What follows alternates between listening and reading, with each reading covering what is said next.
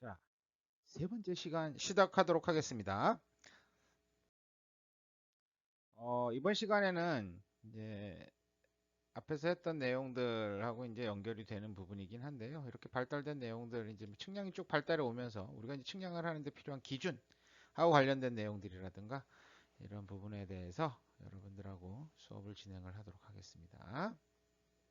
자, 측량의 기준에 대해서 알아보겠습니다. 그래서 이제 가장 먼저 이제 지구의 형상과 크기에 대해서 알아볼 텐데요. 지구는 구가 아닌 완벽한 구가 아닌 타원체라는 거 알고 계시죠?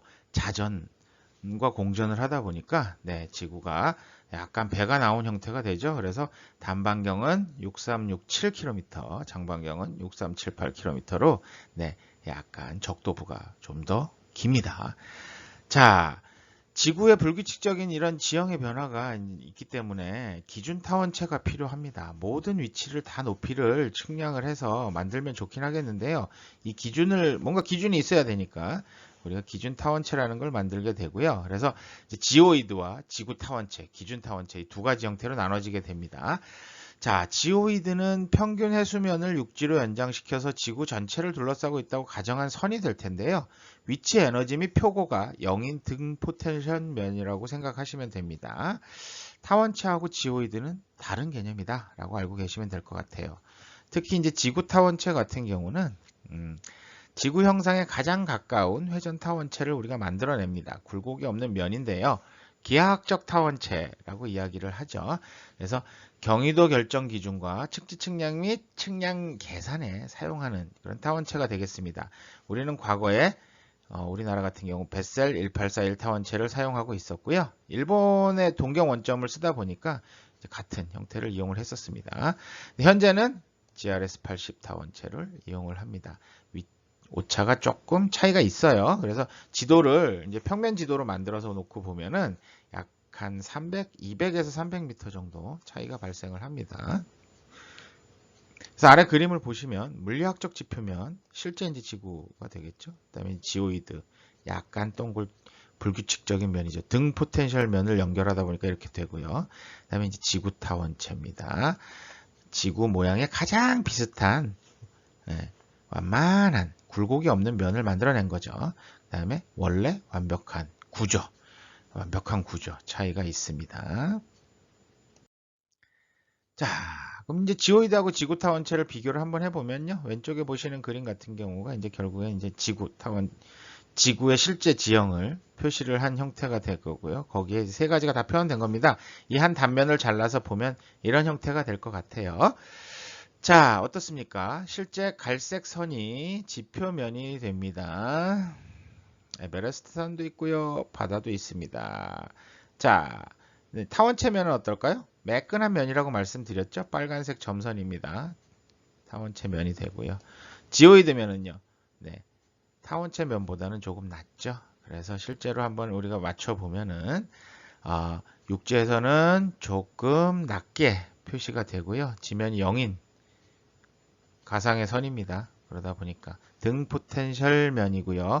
위치가 0인 높이가 만들어지는 곳을 이제 통과하는 가상의 면을 만들어지게 되니까 중간 정도 되는 것 같아요.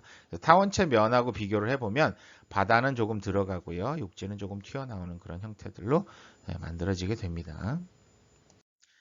자, 위치를 표시하는 방법으로 우리가 보통 이제 1차원, 2차원, 3차원, 뭐 이제 4차원, 5차원, 6차원도 있긴 있습니다만. 자, 1차원 좌표계, 직선이나 곡선 같은 것들입니다. 선으로 표시되는 게 1차원이죠. 점선으로. 그다음에 이제 2차원 좌표계로 넘어가면요. 이제 평면 직교 좌표. 여러분들이 가장 많이 보셨던 수학 시간에 많이 보셨던 좌표계입니다. XY로 표시되는. 그다음에 평면 사교 좌표입니다. 약간 기울어져 있죠? 그다음에 2차원 극좌표, 원방사선, 원원, 쌍곡선 좌표, 쌍곡선 좌표 같은 것들이 만들어집니다. 대부분 이제 원방사선까지는 뭐 지구를 표현할 때 많이 사용을 하고요. 원원 좌표나 원쌍곡선 좌표는 네, 지구보다는 지구 바깥에 별들을 관측하거나 아니면은 블랙홀 같은 것들하고 관련된 이런 형태를 표시할 때 많이 사용을 하게 됩니다. 자, 이제 3차원 좌표계로 가면은 3차원 직각, 3차원 지리, 3차원 극좌표로 나눠지게 되는데요. 네, 직각, 지리, 극좌표입니다. 그럼 직각좌표와 극좌표의 차이는 무엇이냐? 직각좌표는 x, y, z의 거리 형태로 표시가 되는데요. 극좌표는 각도의 형태로 표시가 됩니다. 지리좌표도 마찬가지입니다. 지구를 각도로 표시를 해놓죠. 자, 그래서 3차원 직각좌표, 지구 전체를 하나의 단일 좌표계로 표시하는 형태가 됩니다. 3차원 지리좌표는 기준 타원 채면 위로 투영된 점의 위치를 경도 위도 및 평균 해면으로부터의 높이로 표시를 합니다. 그래서 경도 위도 Z는 높이로 표시를 하게 됩니다. 높이가 어디서부터? 기준 타원체 면에서부터의 높이로 계산이 됩니다. 자, 그다음에 이제 3차원 극좌표가 있는데요. 3차원 극좌표는 원점과 원 방향으로부터의 거리와 방향으로의 위치를 표시하는 형태들이 될 것 같습니다. 자, 그럼 이제 이런 것들을 제대로 하기 위해서 이제 투영이라는 기법들을 사용을 하는데 앞장에서도 잠깐 얘기가 나왔었는데요. 위성과 경선으로 이루어진 지구상의 가상적 좌표를 평면에다가, 그러니까 타원체 구가 아니지만 어쨌든 구 형태의 모양을 우리가 평면으로 펼쳐놔야 되겠죠. 이걸 평면상으로 옮기는 다양한 방법 중에 하나입니다. 그래서 투명한 지구본 안에 광원을 두고서 비추어진 그림자를 평면상에 옮긴 것이라고 얘기를 합니다. 그래서 실제로 지구를 이렇게 잘라서 여러분들 아마 집에서 오늘 시간이 되신다 그러면 오렌지를 하나 깔 때 어떻게 이렇게 지금 오른쪽 아래 중간에 있는 그림처럼 까실 수가 있을 겁니다. 이렇게 되면은 평면으로 펼쳐놓고 면적을 계산하실 수가 있습니다. 좋습니다. 문제는 자, 이렇게 끊어진 지점과 지점 사이의 거리를 계산하는 방법은 굉장히 문제가 되겠죠. 그러다 보니까 이제 하나로 표현하기 위해서 지금 아래와 같은 방법을 만들어내게 되는데요. 이렇게 만들어내는 방법이 지금 왼쪽에 보시는 그림처럼 이렇게 많은 가지수들을 가지고 있습니다. 뭐 한 45개 정도 지금 되네요. 이건 나사에서 제가 자료를 참고를 했습니다. 자, 대표적인 이제 투영법 종류 몇 가지만 보면요. 원통, 방위, 원추, 타원형 도법 같은 것들이 존재를 하게 됩니다. 원통 도법은 게라르트 크림머라는 분이 1569년에 항해용으로 만들었어요. 지구를 원기둥에다가 투영을 합니다. 동서 방향이 길고요. 남북이 좁은 지역일 때는 굉장히 정확합니다. 근데 위로 북쪽으로 가거나 남쪽으로 갈수록 늘어나죠. 그래서 단점이 위도에 따른 왜곡이 커진다라는 단점을 가지고 있고요. 방위도법은 북극이나 남극 쪽에 활용할 때 되게 이제 정확도가 높죠. 그래서 지구와 투영면이 접하는 점이 중심이 돼서요. 단점은 북반구면 북반구, 남반구면 남반구 이렇게 반구 이상을 그릴 수는 없습니다. 또 하나가 가장자리로 갈수록 왜곡이 점점 커지는 문제점을 가지고 있습니다. 자, 다음에 나오는 게 이제 원추도법인데요. 램버트라는 분이 고안을 하셨고요. 지구를 관통하는 원뿔 투영을 만들게 되고요. 지구가 원뿔 표면과 교차하는 평행한 위도선을 기준으로 해서 우리가 도면을 그리게 되겠죠.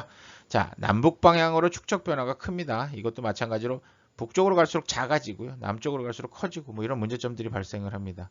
그래서 가장 정확한 게 접선에 맞는 부분, 이 부분만 가장 정확하게 맞는 부분들이 될 거예요. 그래서 동서 방향으로 긴 나라들이 이 원뿔 투영을 원추도법을 쓰는 것들을 이제 많이 보게 됩니다. 자, 메르카토르 프로젝션이 이제 만들어지는 과정을 애니메이션으로 되어 있는 것을 제가 이제 인터넷에서 하나 받아봤는데요. 한번 보도록 할까요? 자, 지구를요, 우리 오렌지 쪼개듯이 싹 잘라줍니다. 여러 조각으로 만들게 되겠죠? 이거를 오렌지를 펼쳐서 놓게 되고요.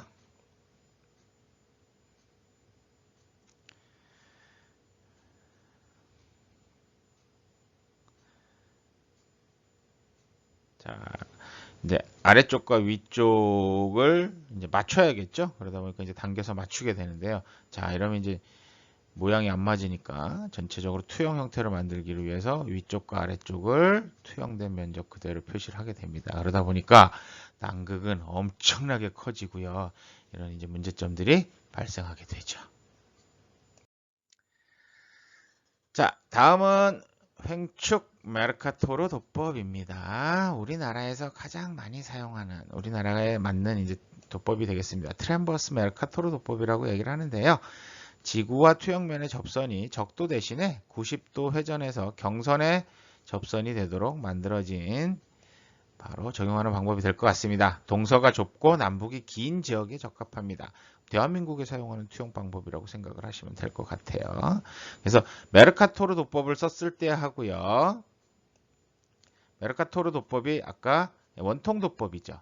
원통 도법을 썼을 때 하고 횡충 메르카토르 도법. 자, 이번 90도 틀은 원통 도법하고의 비교를 해보면 지도가 이렇게 달라집니다. 위쪽이 엄청 크죠. 근데 여기는 이제 어느 정도 현실화가 되는데 재밌는 게 얘는 좌우로 갈수록 또 달라집니다. 그런 오차들이 발생을 하다 보니까 각 나라에 맞는 도법들을 활용을 하게 됩니다.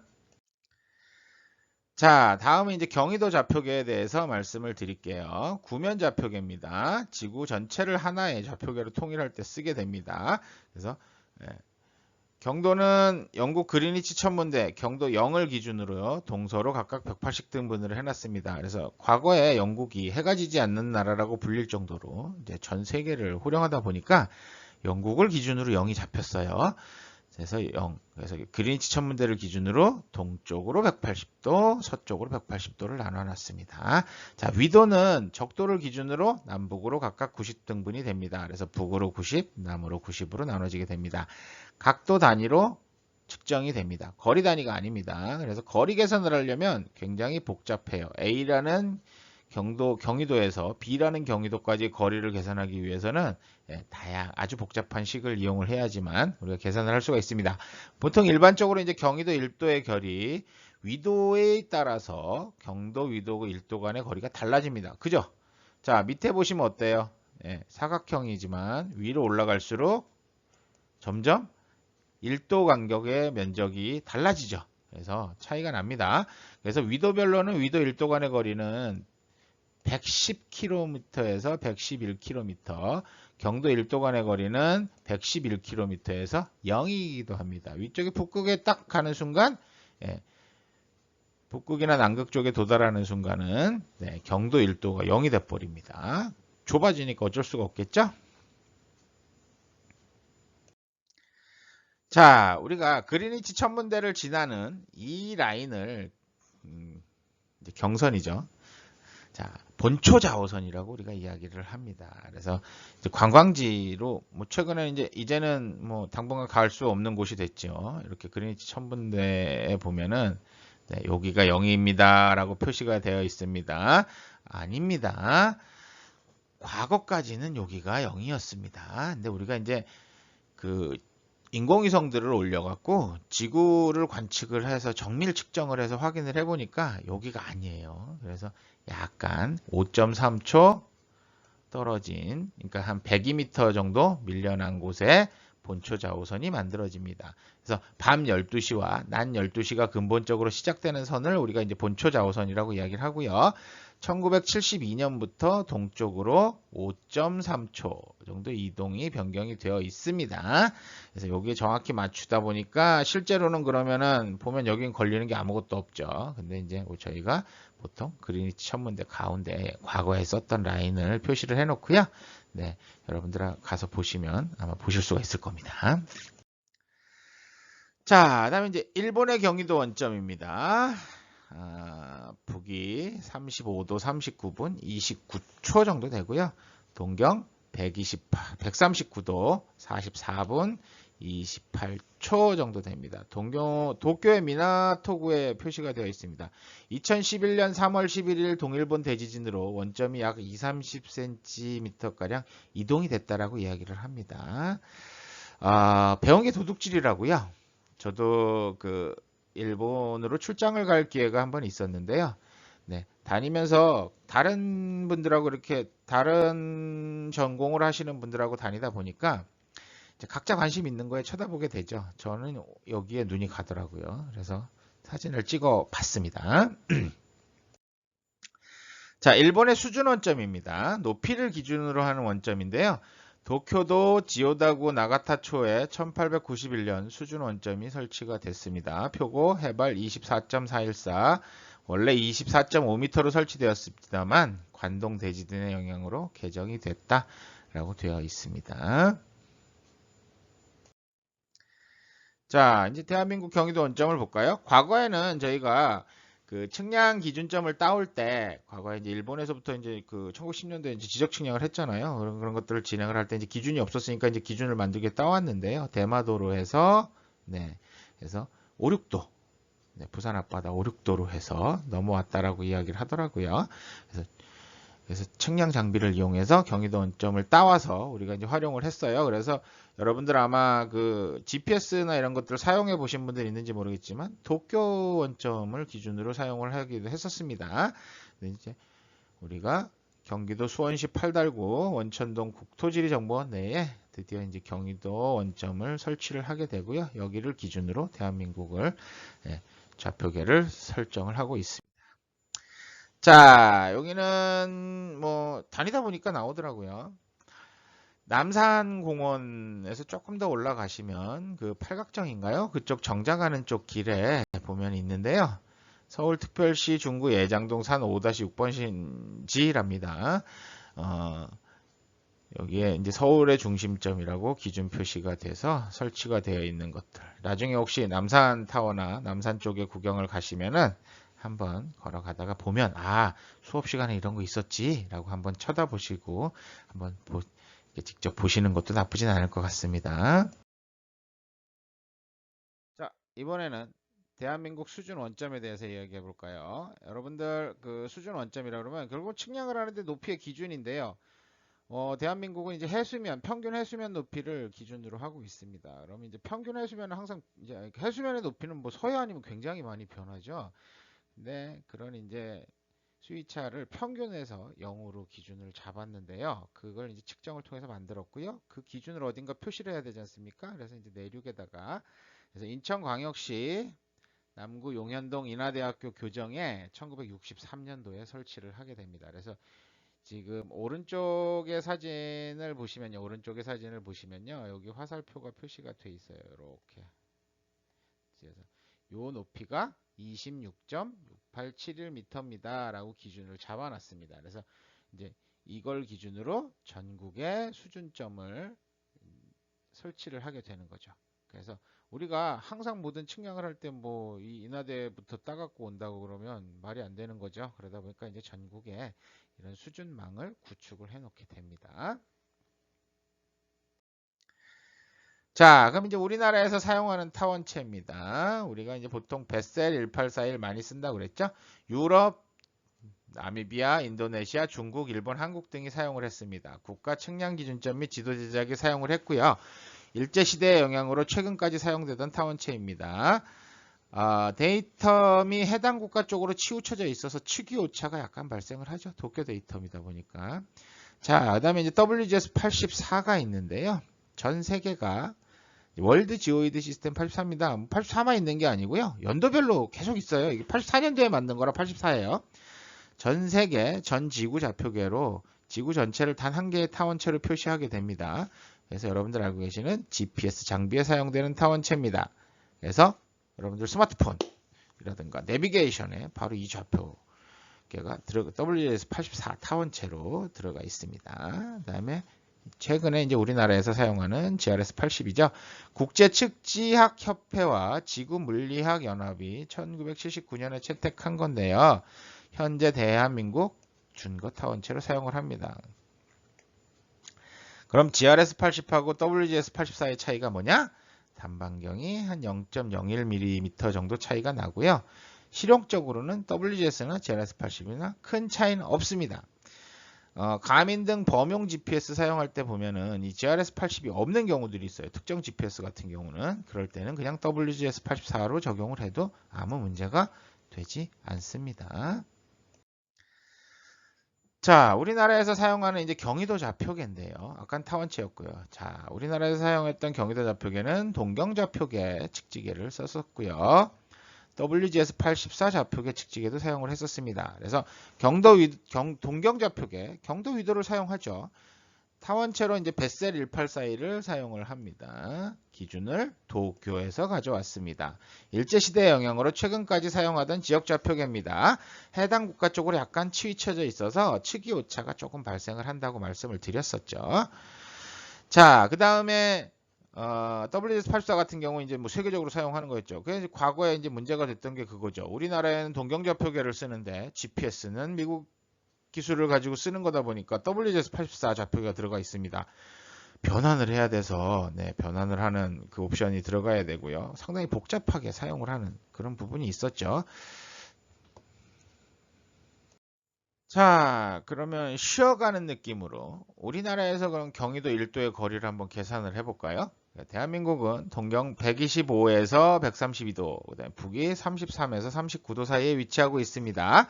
위도에 따라서는 경도 1도 사이의 거리가 93.4km에서 86.6km 정도 좀 차이가 나죠? 근데 이제 위도 1도 사이의 거리는 110.938km로 거의 동일합니다. 그래서 표로 한번 정리를 해보면요. 도 1도 1대하고 1분 1대하고 1초 1대 차이를 한번 보도록 하겠습니다. 그래서 이런 차이가 납니다. 최대값하고 최소값의 차이가 있었죠. 아까 93km, 86km. 평균은 90km 정도 되고요. 그 다음에 세로로는 110km 정도 됩니다. 111km 정도 되겠네요. 그 다음에 1분의 거리를 살펴보면요.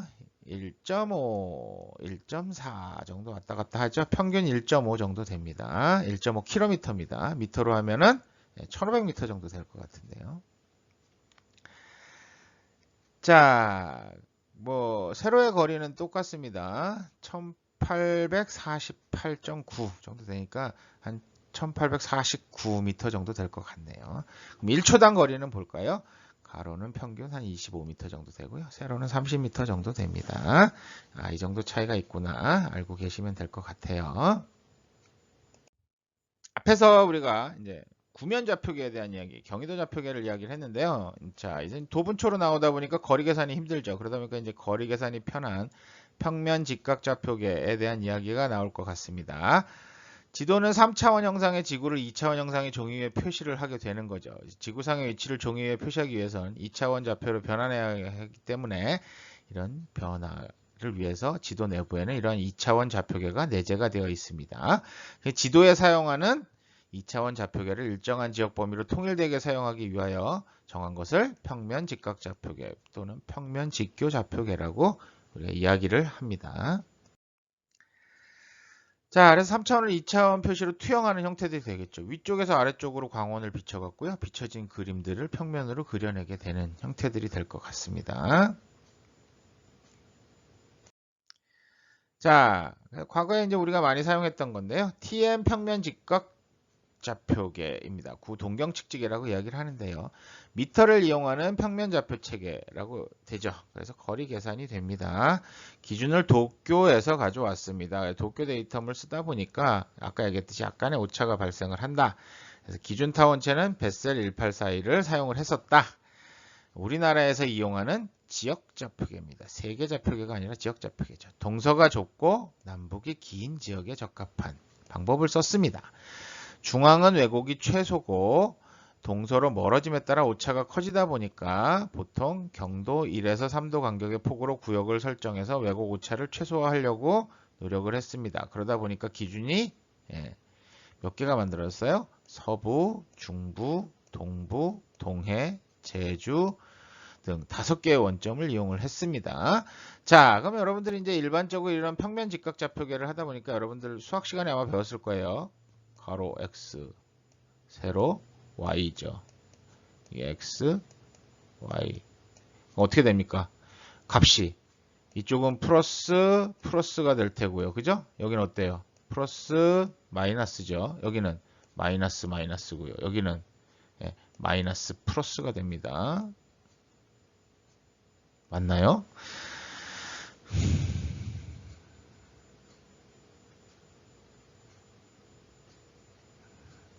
맞죠?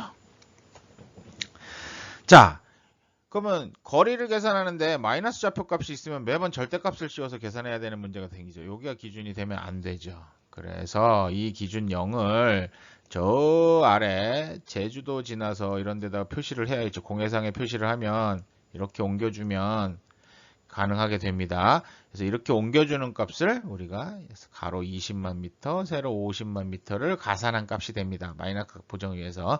그럼 제주도의 경우에는 요거를 세로를 55만 미터를 더해서 좀 더 아래쪽에다가 만들어주는 거죠.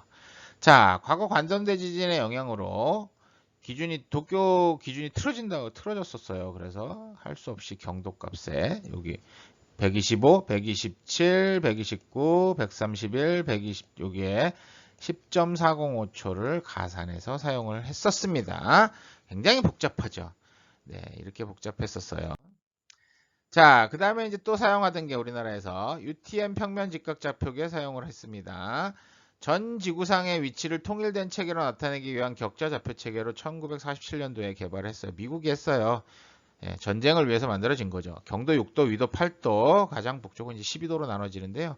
각각의 격자를 만듭니다. 총 60 곱하기 20개의 격자로 구분이 되고요. 각 격자 좌측 하단이 기준점이 됩니다. 경의도 좌표계보다 거리 계산이 상대적으로 쉽습니다. WGS84 타원체를 사용합니다. 그림 볼까요? 이런 형태가 되죠. 자, 그래서 60 곱하기 20개가 만들어지는 형태가 되죠. 그래서 위치를 찾아가는 방법입니다. 여기 보면은 대한민국이 있죠? 대한민국 가려면 51S, 52S. 이게 대한민국입니다. 그럼 북한은 여기죠. 네. 51T, 52T. 여기가 바로 북한이 될 것 같습니다. 자, 그다음에 이제 요번엔 최근에 이제 변경돼서 우리가 사용하고 있는 세계 측지계인데 평면 직각 좌표계는 맞아요. 트램버스 메르카토로 평면 직각 좌표계를 쓰는데 세계 측지계를 이용을 합니다. 그래서 미터를 이용하고요. 전 지구상 위치를 통일된 체계로 나타내기 위한 좌표계인 GRS80을 사용을 하죠. ITRF 2000 데이텀이 적용이 됩니다. 기준 타원체는 GRS80을 사용을 합니다. WGS와 거의 일치하다고 그랬죠. 동서가 좁고 남북이 굉장히 적합하고요. 또 왜곡이 돼요. 이 왜곡을 없애려고 바꾼 건데 결국엔 왜곡이 돼서 결국에는 경도 1에서 3도 간격의 폭으로 구역을 설정해서 왜곡 오차를 최소화를 했습니다. 아까보단 줄어들었어요. 서부, 중부, 동부, 동해 원점까지만 있고요. 아까 제주도 빠지는 바람에 제주도에 5만을 더도 55만을 했었지 않습니까? 근데 이제 그 값을 아예 간단하게 20만 미터, 60만 미터를 더해서 제주도를 한 번에 우리나라 원점에다 집어넣어 버렸어요. 그래서 서부, 중부, 동부, 동해. 독도가 필요합니다. 울릉도하고 독도가 들어가기 위한 동해 원점이고요. 서부, 중부, 동부, 동해 원점 4개 원점을 이용을 합니다. 그럼 이 원점 간의 이동은 또 복잡해지죠. 자, 이런 형태 그림으로 보면 이제 이렇게 화면에 됩니다. 그래서 서부 125도, 127도, 129도, 131도 기준 원점을 잡게 되고요. 그 원점에 맞춰서 좌우로 1도씩입니다. 그래서 이렇게 서부 원점, 중부 원점, 동부 원점, 동해 원점입니다. 그럼 충북은 어떻게 될까요? 네, 일부는 동부 원점에 들어가 있고요. 제천, 단양, 충주 일부, 그다음에 영동 일부, 여기가 이제 괴산도 일부가 들어가죠. 이렇게 해서 동부 원점에 들어가게 하고요. 나머지는 중부 원점을 씁니다. 그러다 보니까 문제가 많죠. 그래서 대부분 충청북도를 관할할 때는 당겨서 중부 원점으로 다 변환을 해서 이용을 하고요. 또 지자체나 제천이나 단양을 가면 이쪽은 또 동부 원점을 쓰고요. 이렇게 많이 활용을 하고 있습니다.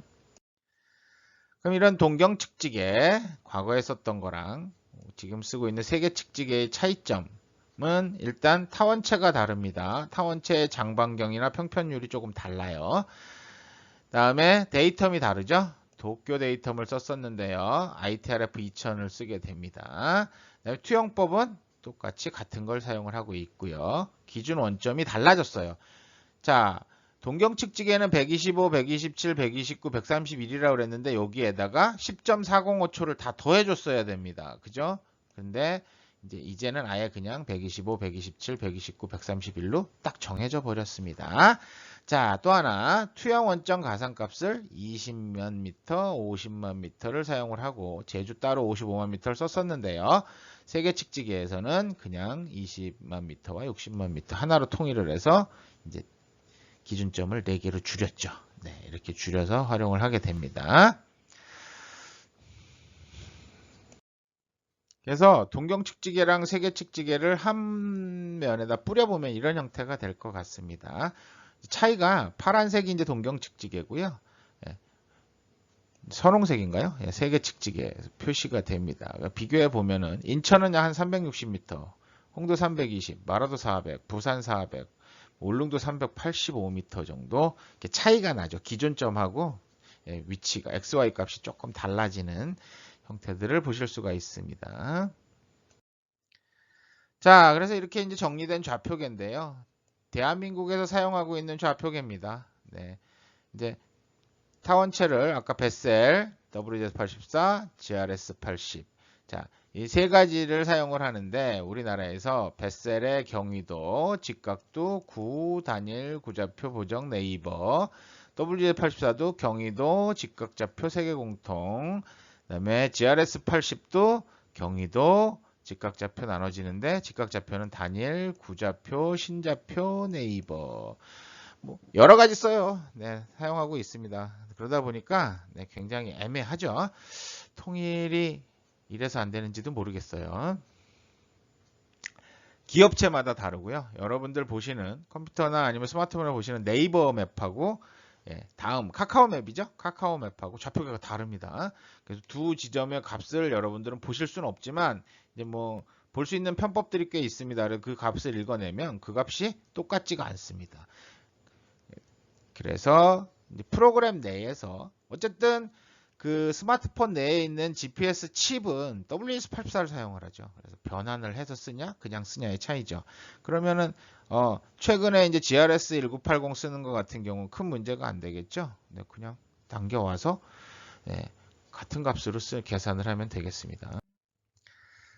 자, 그럼 이제 이런 것들을 위해서 지상에다가 이제 기준점을, 측량을 위한 기준점들을 기본 측량에서 설치를 하게 되는데요. 네, 최근에 이제 만들어진 것이 통합 기준점입니다. 그래서 통합 기준점은 개별적으로 과거에 이제 삼각점, 수준점, 중력점, 뭐 여러 가지 이런 점들을 설치를 해서 관리를 했었는데 이 점 위치가 다 달랐어요, 서로. 그래서 높이를 측정하려면은 저쪽으로 가서 해야 되고요. 높이를 따오려고 그러면. 그다음에 기준 XY 좌표를 따려고 그러면 또 이쪽에 가서 해야 되고 힘들었었거든요. 그래서 이런 것들을 이제 극대화하기 위해서 새로운 기준점입니다. 그래서 GPS를 이용을 해서 GNSS 측량을 통해서 우리가 작업을 해놨습니다. 그 자리에서 이제 GNS 측량하고 수준 측량하고 중력 측량까지 끝내서 성과를 한 위치에서 표시할 수 있도록 표시된 통합 기준점입니다. 그래서 왼쪽에 보시면 통합 기준점 표지판의 모양을 보실 수가 있죠. 자, 그다음에 이제 그 두 번째에 있는 게 수준점인데요. 높이를 표시하는 겁니다. 그래서 이렇게 보호하기 위해서 돌로 가장자리를 해갖고 콘크리트를 이렇게 구조물을 만들어 놓습니다. 그래서 이제 뭐 측량하는 방법들 나와 있는 형태들이 될 거예요. 근데 이제 최근에는 통합 기준점을 설치를 하고요. 이렇게 오른쪽 그림들처럼 그 위에서 각각의 측량을 해서 결과값을 표시를 해 놓습니다. 그래서 현재 전국에 3에서 5km 간격으로 주요 지점에 설치를 하고 있습니다. 약 5,500점 정도를 설치를 했어요. 그래서 측량 성과는 아까 얘기했듯이 경위도, 평면 직각좌표, 높이, 그다음에 중력, 방위각까지 정리를 해서 들어옵니다. 정확도는 평면은 3cm 이내고요. 표고는 네, 2.5mm 루트 S입니다. 편도 관측거리하고 관련이 있어요.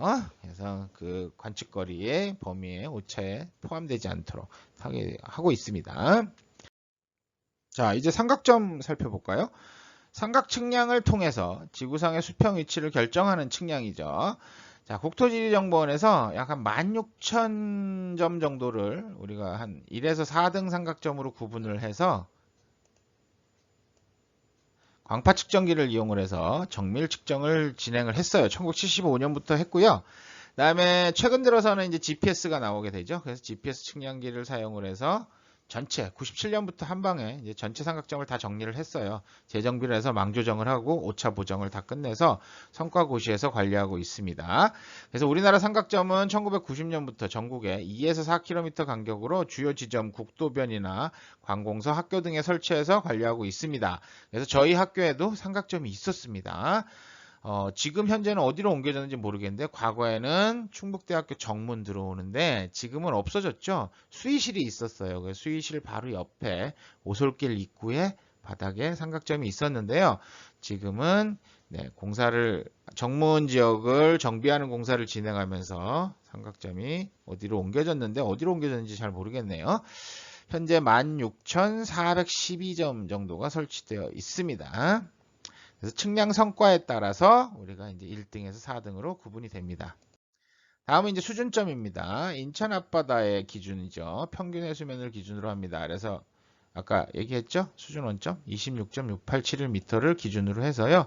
전국에다가 높이 값을 이제 확인을 해서 7,300점 정도를 표시를 해놨습니다. 1등, 2등 두 가지로 나눠져 있습니다. 그래서 1등 수준점이 훨씬 정밀하겠죠. 그래서 이제 수준 측량에 의한 고도를 만들어내는 원리들을 왼쪽 그림을 보시면 알 수 있고요. 산이나 이런 곳에 어디를 가다가 바닥에 이렇게 생긴 표시를 발견하게 된다. 아, 이게 바로 수준점이구나 라는 걸 아실 수가 있을 겁니다.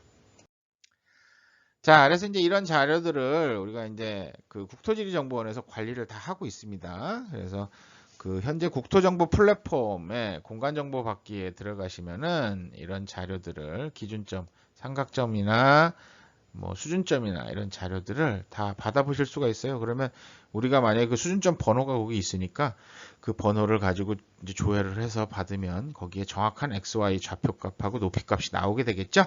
그럼 그 값을 기준으로 여기를 측량 기준점을 삼아서 이제 우리가 필요한 곳까지 측량을 진행해서 나가면 될 것 같습니다. 자, 뭐 개략 한 2시간에 걸쳐서 산림 측량학 내용 중에 산림 측량의 이해하고 관련된 내용들, 전반적인 내용들을 이야기를 했습니다. 그래서 측량의 정의 및 발달, 그다음에 측량의 분류, 그다음에 측량의 기준이 되는 것들하고 관련된 내용들을 여러분들하고 이야기를 했고요. 네. 궁금하신 점이나 이런 것들은 아까 말씀드린 것처럼 e캠퍼스나 아니면 문자, 메일을 통해서 질문을 주시면 좋겠습니다. 자, 그다음에 좀 더 자세한 내용을 보시고 싶으시면 교재 산림 측량학을 참고를 하시면 될 것 같습니다. 자, 강의 듣느라 수고 많으셨습니다.